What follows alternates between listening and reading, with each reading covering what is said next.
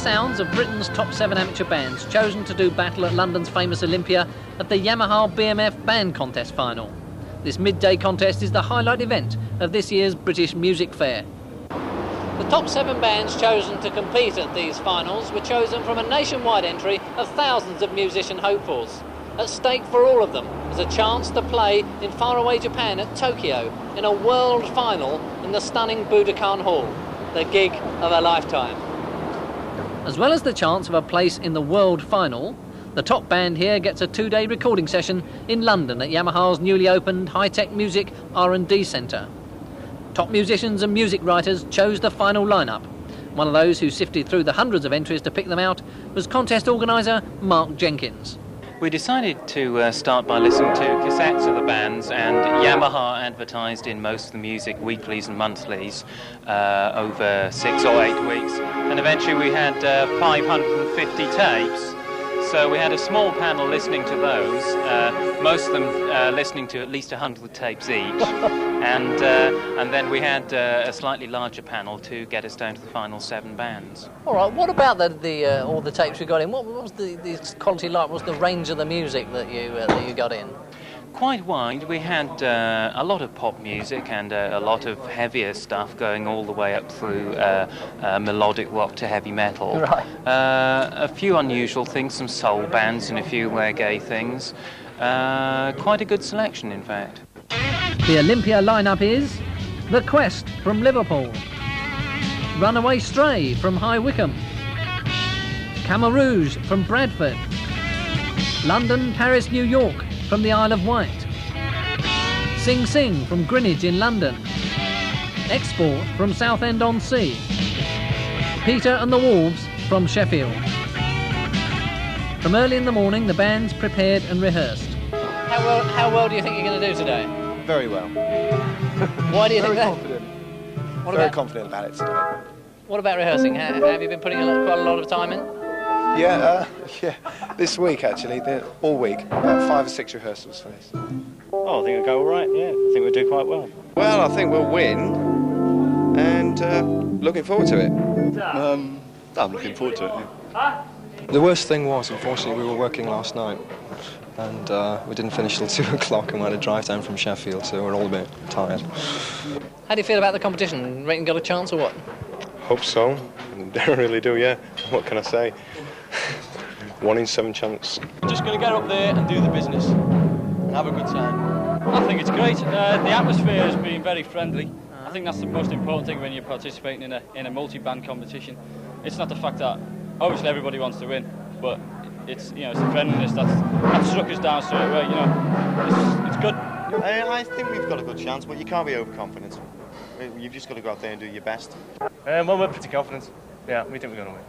You've been doing the right thing, doing the rehearsing, getting your song organised? Yeah, we have actually. We've just been into the studio and recorded the song we're going to do today. So it's been taken apart and put back together.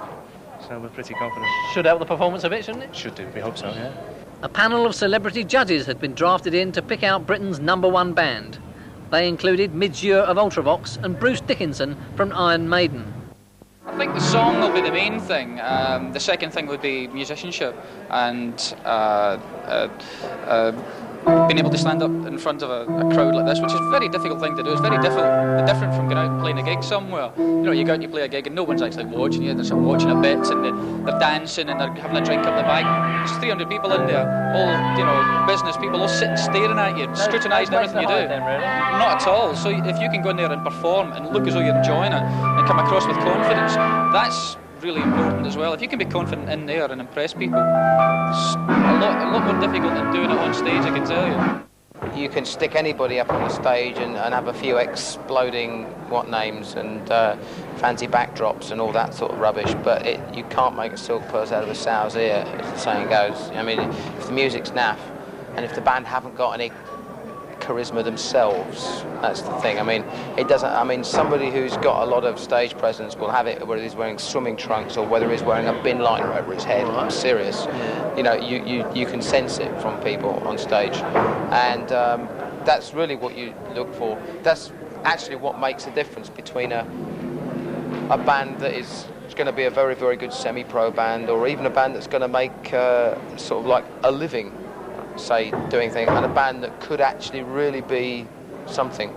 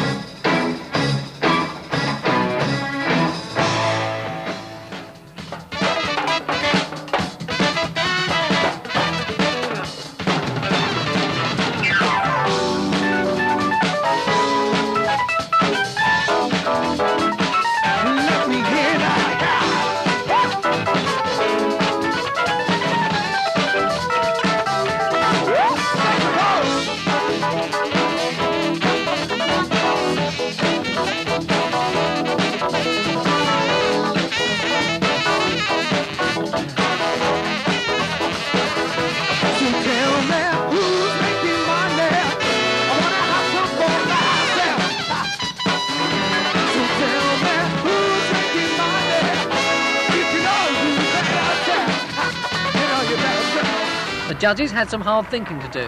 After the 90-minute show, when the talking and totting up was over, it was the Quest from Liverpool who came out on top.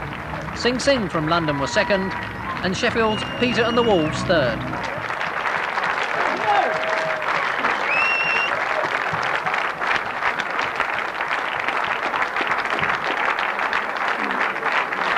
The bad news is the drum can only play with 2 drums in Japan.